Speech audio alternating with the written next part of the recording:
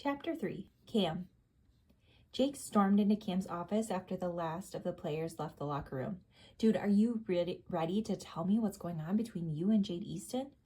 Cam closed his laptop and sat back in the chair. He would never be ready to tell Jake about Mr. Wesley's role reversal requirement and how the football team's funds were hanging in the balance, but he'd put it off as long as possible. It was time to let Jake in. When he finished recapping, Jake began pacing back and forth. I don't think you understand how important it is to secure the new equipment and jerseys. I mean, do we really need everything this year? Cam asked. Cam, man, come on. It's not just about the stuff. It's about showing the team and the community you're willing to fight for this football program. You know I'm invested in this program. Actions speak louder than words. Cam blew out a breath. You're right. I'll make sure we get the donation, but while I'm fulfilling my obligation at art club tomorrow, run through conditioning and position drills, I'll be here for game prep. Jake opened his mouth, but Cam walked past him and out the door without stopping. After a quick post-practice shower, Cam found himself driving in a half hour to some store called Hobby Lobby in the town over. Jade had emailed him at 3 p.m. that afternoon with what she titled Impressionism 101. In the message, there were at least 15 links. From what he gathered, he was supposed to help the students begin their Impressionism paintings by teaching the basics.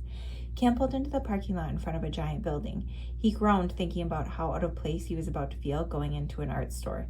He was tempted to put his truck into reverse and head home, but then Jade's smug smile popped into his head. She thinks she can make me look like a fool in front of her art students. I'm going to prove her wrong. As Cam perused the paint section of the massively overwhelming craft store, his confidence quickly faded. He pulled out his phone and looked at a list of beginner impressionist supplies he needed. Jade assumed he was just going to teach impressionism. Little did she know he was going to do it himself. He just had to buy art supplies, learn impressionism, and paint a masterpiece in less than 24 hours. Hi there, sir. Can I help you? A middle-aged woman with an orange vest and kind eyes stared at him while he gaped at millions of bottles and tubes of paint. Yeah, actually, I could use a lot of help. I need some guaiac paint.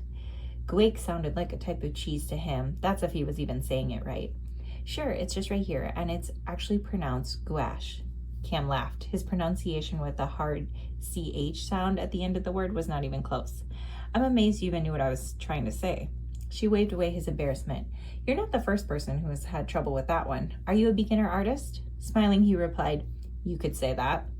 Well, I would suggest a starter set. It comes with 8 60-milliliter tubes of a variety of different colors for $50. Cam's eyes went wide. 8 little tubes of paint are $50? Yeah, they're not cheap, but they're worth it. I'm scared to ask about how much these other things on my list cost. He held out his phone so the woman could see the supplies he needed.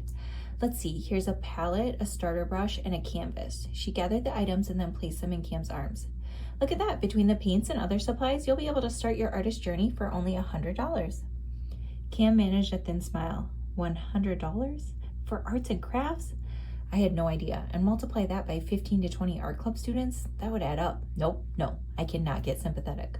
The football team needs this money. I just have to prove to Jade Easton why.